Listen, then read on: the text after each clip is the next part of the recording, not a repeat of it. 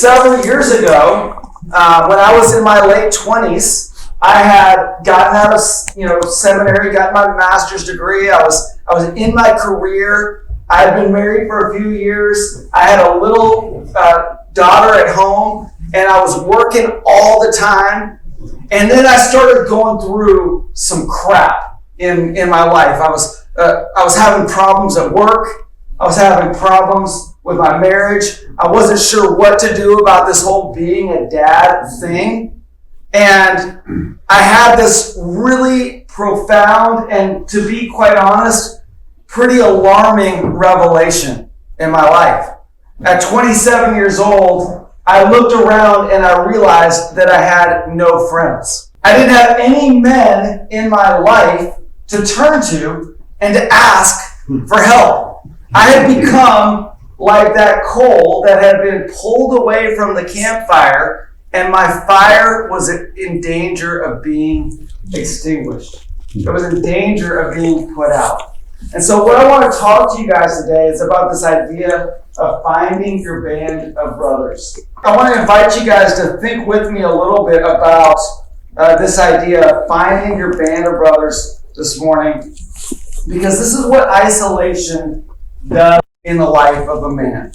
It causes his fire to go out. And I don't know about you, but maybe that's where you are or you've been recently, where you just feel like, I just don't have that fire. That loneliness that I was experiencing as a man, what I've realized now is that I was not alone in being alone. In fact, 57% of all men experience chronic loneliness. And here's the thing is that a lot of men are experiencing loneliness, but they actually don't even realize that's what it is. As you look at this list of signs of chronic loneliness, I want you to consider, maybe have you ever experienced any of these things, like an inability to connect with others on a deeper, more intimate level. You just feel like you can't really ever get close to anybody. You have many acquaintances, but no close friends. You have feelings that no one really gets you. Like there's those moments where you're driving your car down the road and you're going through something and you're just thinking to yourself, no one really understands what I'm going through right now. Maybe you have overwhelming feelings of isolation even when you're surrounded by a large group of people. Ever had that moment where you walk into a church or you walk into a networking group or even a place like this and you're surrounded by people and yet you just feel like I'm alone. Like I feel more lonely surrounded by people than I do by myself. Maybe you are just experiencing negative feelings of self-doubt and self-worth. Or maybe you just find yourself constantly feeling exhausted, even thinking about social activities. There's another study that has proven that if a man will have 4 to 8 vital friendships in his life, it can add up to 5 to 10 years to his lifespan. Now think about this, guys. Like, how many of you guys go to the gym regularly? Okay? How many of you guys, try to watch what you eat at least when you're not coming to Impact Breakfast? Right? We live in a world where we're really obsessed with our health, with our well-being, and yet there's this statistic right here that says that if you can build into your life 4 to 8 vital friendships, it can literally add 5 to 10 years to your life.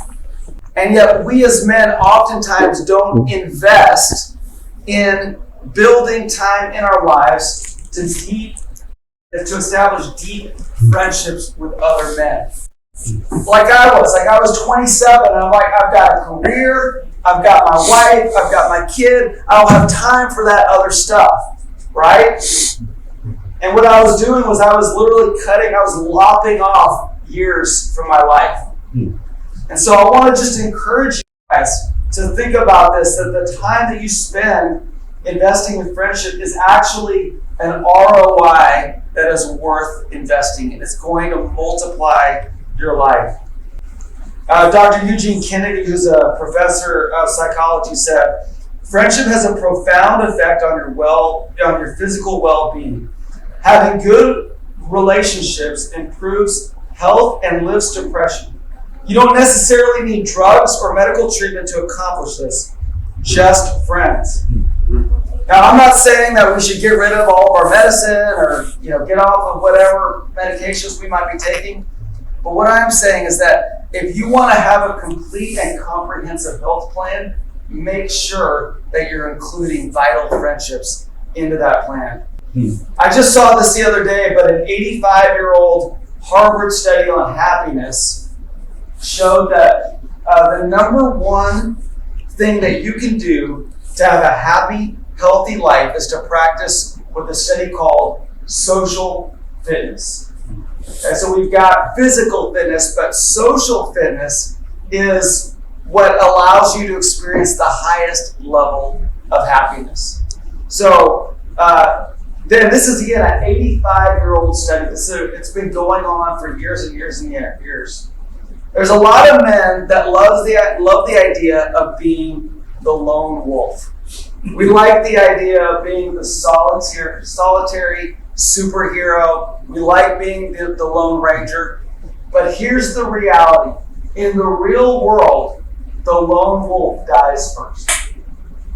We are meant as men to run in a pack.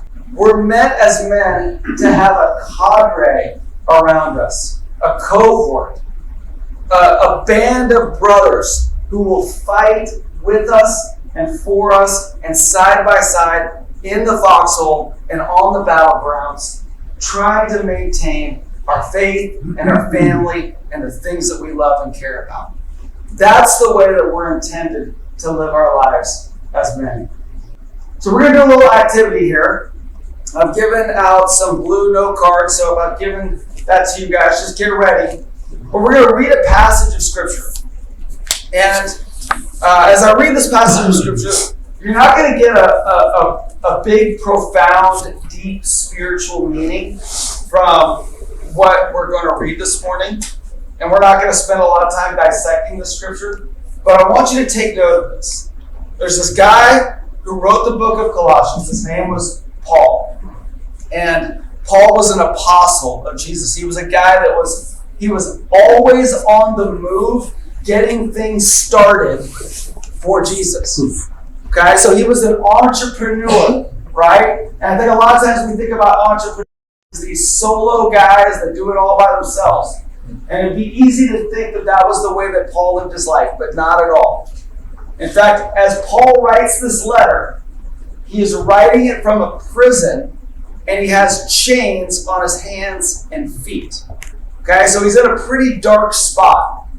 All right? And as we read this, I want you to notice how many friends Paul mentions in just a few short verses. And so if I gave you one of those cards, when you hear that name on the card, just stand up.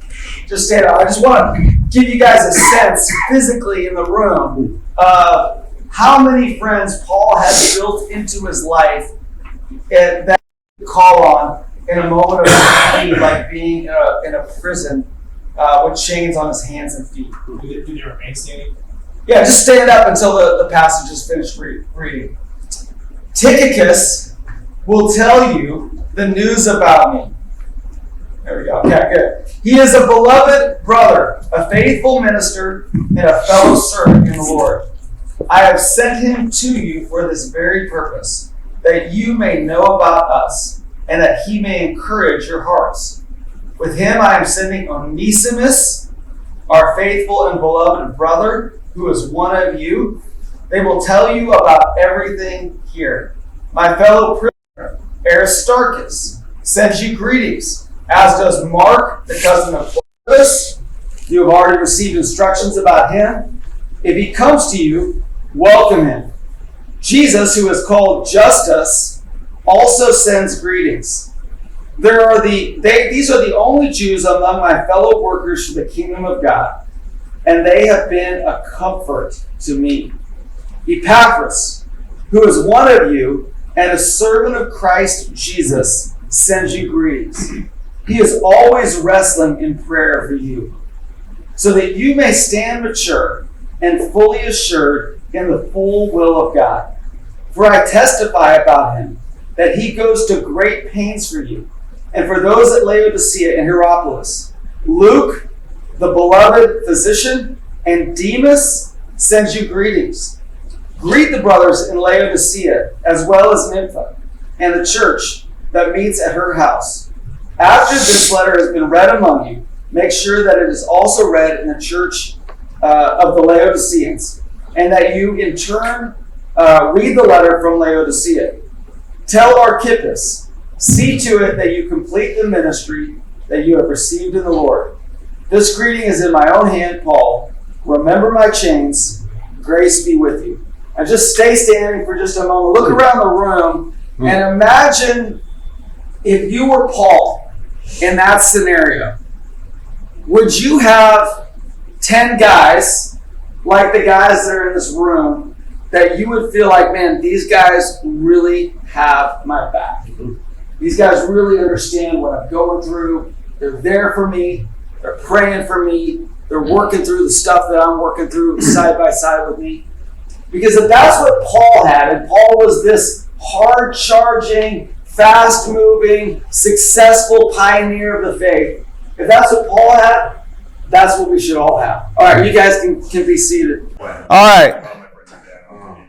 So how many of you guys had a mom or dad or a teacher at school that told you about the Ralph Waldo Emerson quote, "The only way to have a friend is to be one"? And, the truth is that I think that in this world where people are obsessed with social media, they're obsessed with how many Facebook friends do I have, how many followers do I have on LinkedIn or YouTube or whatever that might be. I think in a lot of situations, we can be more in love with the idea of friendship than we are being really a good friend ourselves. And so I want to just talk a little bit about how to actually find that band of brothers. How do you cultivate it? There's a whole generation of young people that have grown up watching reruns of the TV show Friends, right? And they've seen them all on Netflix a dozen times, and they've allowed that to shape their mindset of what friendship is supposed to look like. And as a result, they're constantly dissatisfied because they feel like, oh, I don't have that kind of a life. And that's not reality. That's a TV show, right? So a band of brothers are a group of guys that are willing to get in the battle, get in the mess, go through things together. So let's talk about, I'm just going to share 3 quick things on how to find your band of brothers. The first one is one that we mentioned over here at our table, and that's be intentional. Be intentional. You got to be willing to put in the effort. You got to be willing to get involved. The guy that sits at home by himself, kind of bemoans, why don't I have any friends? Why does nobody call me? Why is nobody asking me to hang out with him? Is always going to be alone. So I shared that story at the beginning of the talk when I realized that I didn't have any friends. And what I realized was this, is that when I was a kid, I had lots of friends because I was involved with sports. When I was in college, I had lots of friends because we were all living on campus together, doing things together. In seminary, same thing. But then when I got out into the real world, I didn't have any environments where I could really be intentional to build friendships. And that was when I learned 4 words that will change your life. And those 4 words are this: pick up the phone. Pick up the phone. Not very spiritual, right? You weren't expecting that. But I'm telling you guys, being the one to pick up the phone is a game changer in your relational network. Everybody, every guy you meet is waiting for someone to reach out. And the question is, who is it going to be? And I want to challenge you to be that guy. To be the one to reach out. To be the one to say, let's grab some coffee. Let's grab some lunch. Let's go hit some golf balls at the driving range. Whatever that thing is, let's be intentional. When you leave here today, find a guy that you can connect with and say, hey, I want to get to know you better. Let's go grab some lunch together sometime in the next couple weeks. Be intentional. And here's another bonus, 4 words that will change your life. Tell me your story. Guys, I'm telling you that there's not a better set of 4 words to get to know somebody in a matter of a few minutes, maybe less than an hour, than just to simply say the words, tell me your story. And I've used this over and over and over again. And I've found 2 things. That number 1, when I ask that question, tell me your story, I never get any resistance. Guys everywhere around you are looking for someone who they can just get out their story. Every human being wants to be known, right? So tell me your story. And then the second thing is this. When someone tells you their story, it's almost universally, reproducible that person is going to say, okay, now tell me your story. And so now you are in a relationship with someone where you know their story and they know your story, and all of a sudden there is a bond. And that can happen in an hour. That can happen over lunch if you allow it to. So pick up the phone, tell me your story. 8 words that can make a huge, huge difference. And Jesus did this better than anyone else. Gary alluded to this in his introduction earlier. Jesus said, I no longer call you servants or slaves. I now call you friends. And he says, because a master doesn't confide in his slaves. Can you imagine that for just a moment with me? That Jesus, the creator of heaven and earth, the Lord of the universe, he pulls together this ragtag group of fishermen and tax collectors and zealots, guys that had no business being together, let alone being in the presence of the perfect one. And it says that he says that I confided in you. What that means is that Jesus was opening up his heart to these men. In other words, he was saying, guys, I'm struggling. I'm worried about, well, maybe not worried, but I'm concerned about what I'm going to have to go through on the cross. I'm confessing my humanity to you. And if Jesus can do that, then who are we to say, oh, I don't need to be open and honest with a group of men? And that was what I believe brought those men so closely together, that each of those men, after Jesus resurrected and ascended into heaven, they were all willing to die on their own for Christ. Why? Because they had such a deep friendship with Jesus. So Dalton's a golfer. I'm not really a golfer, but I do golf every once in a while. So I've got a little bit of an analogy for you. So this is my Impact Players golf analogy. All right. This breakfast, this is a gathering place. And, our breakfast in Bellevue just the other day, we had 160 guys there, big crowd. And I want you guys to think about this breakfast in many ways kind of like the driver of Impact Players.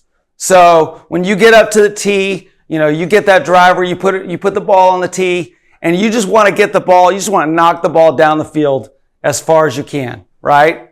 But if you try to play your golf game solely with a driver, you're probably not going to have a very successful, golf game, and you're not going to have a very successful friendship network. Okay? So if all you do is go to big gatherings where you're just kind of hobnobbing with people, it's just like playing a game of golf with just your driver.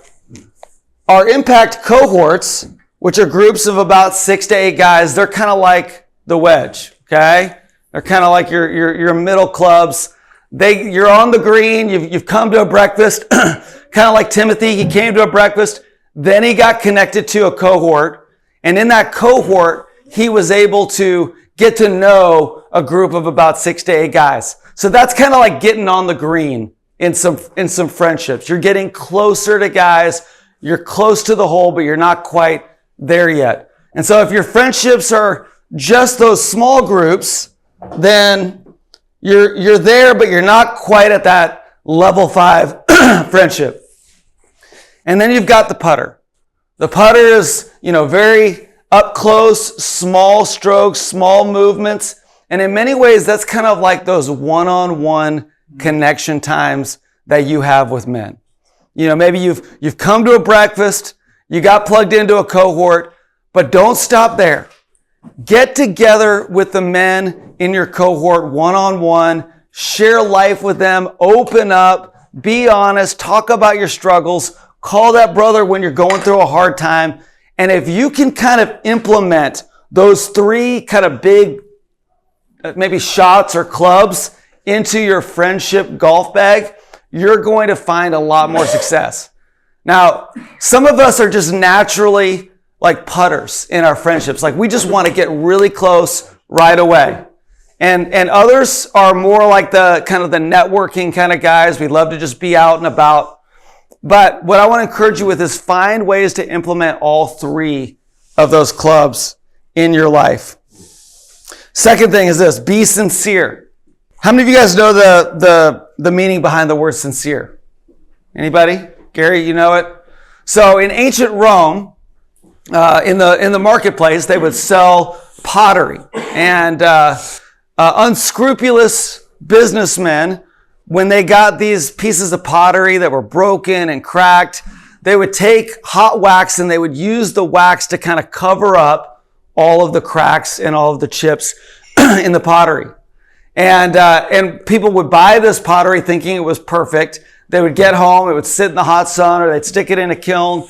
And once the heat came down on the pottery, it would melt away. And they realized that they had bought a broken piece of pottery. So in the marketplace, the more honest businessmen started advertising their products as seen Sarah without wax. All right? In other words, what you see is what you get. And I believe that is the key to healthy friendships, to be sincere. So, there's this temptation that we have again in social media to be like, yeah, let me put out this life that looks perfect on the outside. My family is falling apart, but my Facebook is killing it. My business is seriously struggling, but my LinkedIn is popping. My marriage is on the rocks, but my Instagram is pristine, right? And that's kind of that wax that we put on our lives and we put on our presentation of ourselves. And I'll be honest, I've been in the church life for a long time, and I have found that oftentimes the waxiest hour of the week is on Sunday morning. You go into church, you put on your Sunday best, you greet everybody, hey brother, how's it going? You raise your hands, you sing, you walk out of the church, and you're just as broken and beat up as you were when you walked in. And I just want to say that for us, with Impact players, that is not what we're about. That is not what we're about. We are a without wax community. And the point of that is not to say, get your life together and then you can come to Impact. It's the exact opposite. Come as you are. Come with your cracks. Come with your brokenness. And in that, we will love you. We will build you up. We will encourage you. And if you can bring that into your friendships, it is going to bring a sense of a camaraderie that you just can't even begin to imagine. I was watching a sports documentary last year on the Los Angeles Lakers. It's called Legacy. And in this documentary, Byron Scott was going through a really tough time. This is back in the 80s, back during that Showtime era. Magic Johnson, Kareem Abdul-Jabbar, James Worthy, Michael Cooper, Kurt Rambis, Byron Scott. And Byron's game was really struggling. And he shared with the coach that he was going through a hard time, Coach Riley. So after practice one day, Coach Riley pulls the guys together and he says, hey guys, Byron's got something he needs to say. So Byron begins to open up and he begins to share about how his mom has become addicted to drugs and how she's just falling apart. And Byron breaks into tears in front of these manly men, these world-class athletes. And the guys come around him. They begin to hug him physically. They begin to cry with him. And they tell him, we've got you.